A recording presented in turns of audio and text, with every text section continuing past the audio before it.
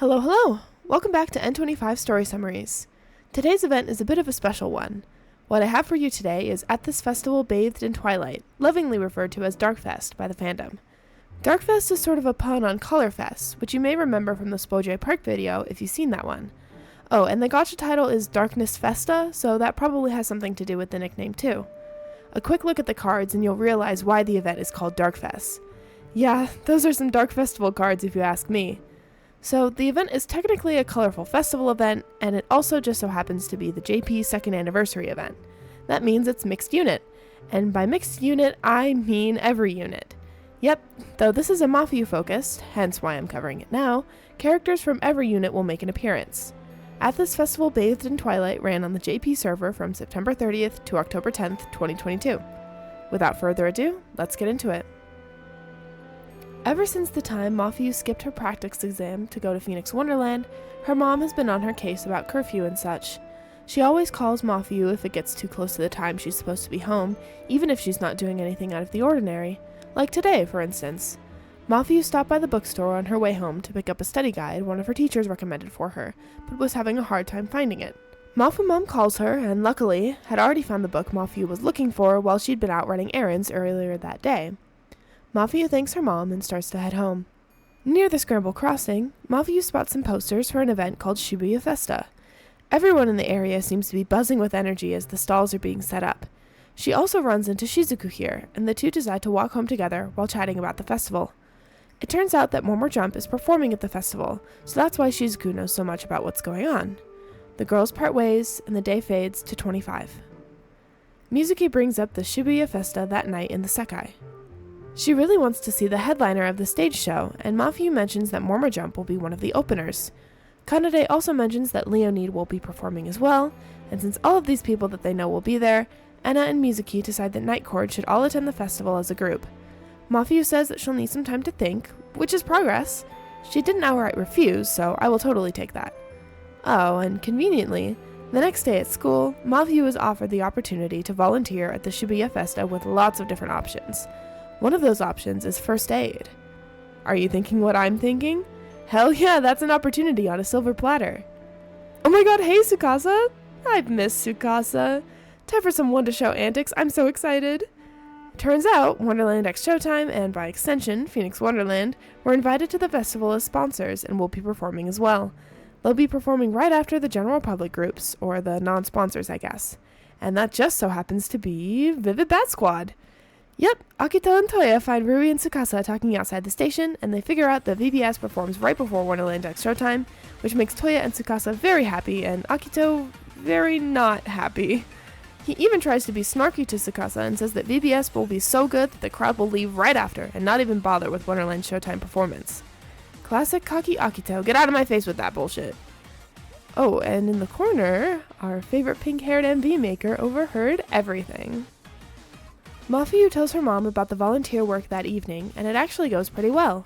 Lots of underhanded comments, but I guess that comes with the program now. She quickly messages N25 and lets them know she'll be able to hang out in the evening after she's finished working.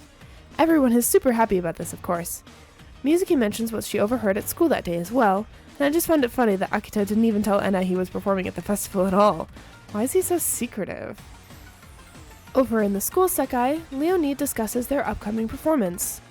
It's nothing crazy, but I did want to point out that Honami decided to make some flyers to advertise their show, and she drew the art herself. It just makes me happy to see her continuing to draw after the last event, and that attention to detail is really nice. Same deal for the stage Sekai and Mormor Jump as well. And the street Sekai with VBS, and the Wonderland Sekai for our theme park theater troupe. Yeah, we're just going through some filler day before the big event type stuff. Everyone's just prepping. Actually, the only group that isn't performing at this festival is N25, which makes sense, but I still wish they'd play one of their videos on a big screen or something. Alright, now that we've got all the exposition out of the way, it's time for the day of the festival.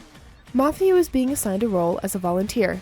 She's allowed to choose, but someone from the information section hurries over and asks for some extra people, so Mafuyu is pushed off to go help with that stuff near the stage. Kinda stinks that she didn't get first aid because I think that's what she wanted, but being closer to the stage means being able to see the performances, so I don't think it's all that bad. Maybe bad in Mafu Mom's eyes, but she isn't here right now. Mafuyu runs into Shizuku pretty quickly after being shown her post.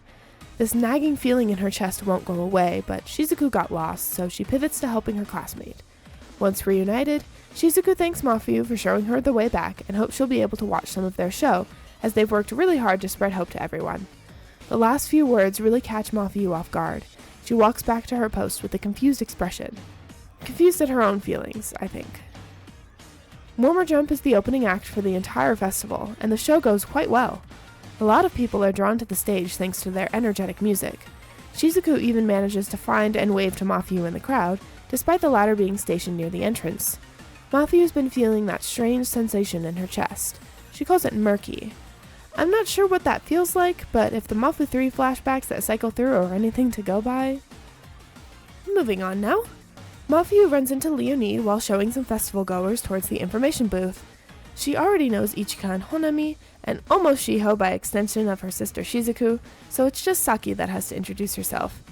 They all go to the same school anyway, so they've all heard of each other in some capacity. They talk, Honami hands Mafuyu one of the flyers, Mafuyu comments on it, and so on and so forth. As the band leaves to go prep for their performance, that same feeling in Mafuyu's chest comes right back. It's time to go check on Wonderland X Showtime, though. Rui is pulling balloon animals out of thin air and giving them to children. I'm just gonna pretend like that didn't happen. Okay, yep, I'm definitely pretending that didn't happen. Musique just showed up. Finally, Musique and Rui are interacting again. I'm so excited. Everyone introduces themselves and they all explain how they know each other. I don't want to make this video any longer than I have to, so I'm not going to go through it all. Just know that Tsukasa loudly proclaims himself as a future star with sound effects and everything. Musique is super happy that Night Court is finally properly introduced to Rui and the others, though she's a little sad about the distinct lack of Mafuyu. Rui thinks back to Mafu 3 and the day that Nigo came to watch their show, remembering that Emu was especially motivated after seeing Mafuyu in the crowd. Mafuyu's well-being also seemed to be weighing on Emu's mind a bit, so Musique helps cheer her up in the present and everyone promises to put on an incredible show that evening. Oh, but it's almost time for Leonide's performance, and Tsukasa practically sprints over to the stage to get good seats for his sister's show. Oh, I'm not sure if I mentioned this explicitly, but Saki and Tsukasa are siblings. So back over to the stage we go. I'm gonna need every single character in the game to stop appearing in this event. I got so excited over seeing An and Kohane's sprites again. VBS is here to support Leonide as well, and An quickly spots Musique and company and calls them all over. A bunch of references to other events happen, but I don't know what they are, so some people across groups know each other and some don't, and some of them know Leonide and some don't, so let's just smile and nod and not think about how complicated this is, alright? The most important thing is that Musique spotted Mafuyu from across the way as well and asked if she could join them, but Mafuyu can't really leave her post other than to guide people towards the bathroom or something, so Musique just shrugs and says that they'll see her after. Tsukasa spots this interaction and points it out to Emu as well. Emu startles a bit before a frown settles on her face. Mafuyu doesn't look all that happy today either, though Rui thinks Mafuyu looks completely normal. Emu just has a way with emotions and reading people, according to Rui. Oh, but the show's finally about to start, so let's give a big round of applause for Leonide. And Tsukasa's already crying. Okay, buddy, it's alright. Okay, we're between performances again, so everyone's either sticking around the stage or off prepping for something. Akito suspiciously gets a message from this guy named Shota, who asks him for a sound check. He's a central NPC in the VBS storyline, so I'll wait until then to introduce him and stuff. Toya moves to go with Akito, but Akito refuses and leaves before Toya can follow. Suspicious. Rui also leaves to go make some more preparations, and Emu joins him. See, the wind is picking up, and Rui's glorified jetpack might be a bit dangerous for Tsukasa if not properly optimized for the wind. So he tests it on himself, and Rui crashes right into a tree. He's fine, it's nothing more than a few scrapes on his hands and elbows. Oh, just kidding.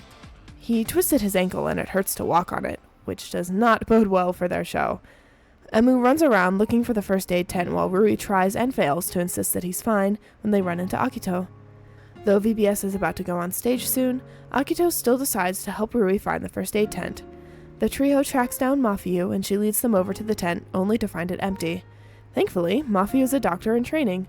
She offers to treat Rui, and thankfully it's just a minor sprain. It won't be completely healed by the time he has to go on stage, but Mafuyu says that she can help alleviate the symptoms enough for Rui to be able to perform. Akito takes that as his cue to leave and says that he'll tell Nene and Tsukasa about what happened. Rui tries to tell him not to, but Akito scolds Rui for trying to do everything on his own, and the latter eventually relents as Akito walks away. So more people come into the first aid tent looking for help, so Mafuyu steps up to the challenge and momentarily takes over for the absent staff members. She seems to be a bit more at ease now that she's falling into her muscle memory here, so that's good. Emu even says that she thinks she saw Mafuyu smile for real. Once that's all taken care of, Emu and Rui give their big speech about why they love putting on shows and stuff, and Mafuyu gets that same feeling in her chest again. She says aloud that nothing in her life makes her feel the way Emu and Rui do about their shows. Rui is totally onto Mafuyu here, and he kinda has been for a while now. Mafuyu falls back into that old way of thinking. There's nothing that she actually wants to do. She finally lets her guard down a little, and the cheery facade completely falls away. Rui kinda gives Mafuyu his whole life story in hopes of relating to her a bit. I feel like that might be spoilers for the Wonderland Showtime events, so I'm not going to go into detail on that quite yet, but Rui realizes that he used to be similar to Mafuyu, but he's on the other side of that issue now, so he hopes Mafuyu can find people to help her overcome this feeling just as he did. Rui and Emma need to be getting backstage though, asking Mafuyu to come see their show if she can. It's nearing 5 o'clock after all, so maybe. Akito passes on the news about Rui to Tsukasa and Nene, who appropriately freak out, but Akito quickly calms them down. Then he hits the Jane and bounces off to go get ready for the VBS performance. I guess he did what he said he was going to do? Mafuyu meets up with the rest of Night Court just before the show starts. Backstage, Rui still hasn't returned from the first aid tent, and Akito is feeling some of the worry from the other members of Wonderland at Showtime, until he makes it back just before VBS takes the stage. Their performance goes really well, the audience is super impressed, and many of the characters in the crowd gawk at the electric energy. I keep imagining that the groups are performing their movie songs, even though this is definitely set before the movie. I just can't help but feel like Fire Dance would elicit this reaction. I mean, me too guys, me too. Directly following VBS is Wonderland Showtime. I'm not really sure how to explain this one, but I'll try my best.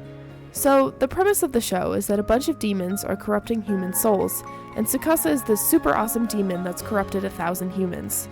He meets Emu and Nene, who are betraying demonkind to put on a festival for the humans. They convince him to join, but then they're caught by Rui, who imprisons them for treason and such. The 3 others escape with the fireworks, aka the jetpack Rui was injured by earlier, and are able to hold the festival in the end. The show has a message of what a person truly wants to do, which is, of course, the central theme of Mafuyu's struggles right now. Rui and the others come over to Night Court at the end of the show to personally thank Mafuyu for all of her help. Mafuyu smiles, a real smile this time, and says that she enjoyed their show. How many times have I said show this video? Good lord, I need more synonyms. Since Mafuyu is all finished with her work, Night Court decides to take a look around the stalls of the festival. They run into a little girl bawling her eyes out on the ground, not a parent in sight. Enna tries to help calm her down, but the girl just cries harder. Kanade notices that the girl scraped her knee. Much to everyone's surprise, Mafuyu steps forward and starts helping the little girl, putting a bandage on her knee and even singing a little song to make the girl feel better. She's quickly found by her mom, and the two leave after thanking Mafuyu, but while Mafuyu watches them go, all her friends stare at her with fond expressions. Mafuyu smiled ever so slightly when that little girl thanked her. Come to think of it, her chest felt lighter when Rui thanked her too, so...